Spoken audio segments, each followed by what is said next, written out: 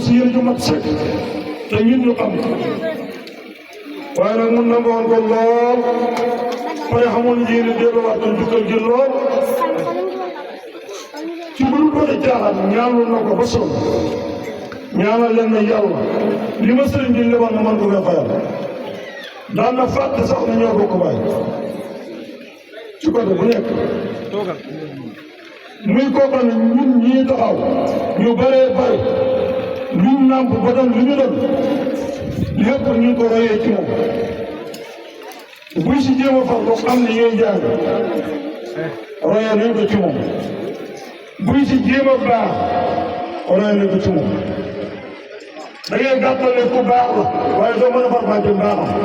déedéet waaye mbaaxam foo ko paase raw ku nekk nooraan ci daara ji xam nga Abdoul Aziz mën a dalal nooraanam ci daara ji dalal ba tiitaange boo mën a ñëwee wala tayal boo mën a ñëwee wala njàqare boo mën a ñëwee danga dal ngay toog di xool ci jëfam di gis lu lay tax a gën a bëgg sax loolu la fi nekkee ba yàlla dogal mu pare alwaam dem commencé def daara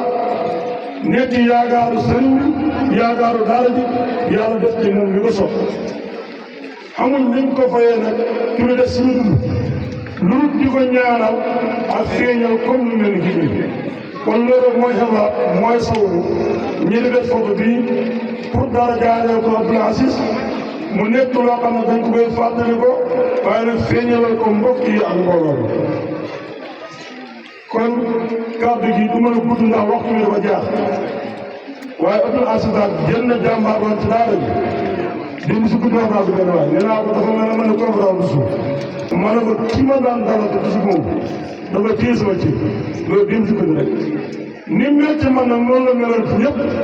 dafa tombé toona ma gënoon a tombé jamono ci ñu bëri rek loolu kese la waaye fa mu tëdd yàlla ko yërmande yàlla fekk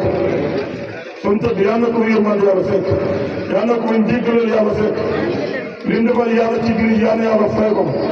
waaye li mu doon toppare bu yàlla mottali ci barke bi yonent bi ci barke bi gaa yu baax yëpp asalaamaaleykum wa rahmatullahi wa barakaatu. alquran ci Fatima Sène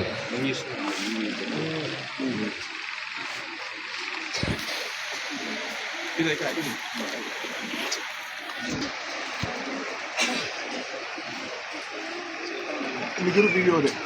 am na yoo xam jëru vidéo de ñu vidéo am na yoo xam jëru vidéo foto leen rek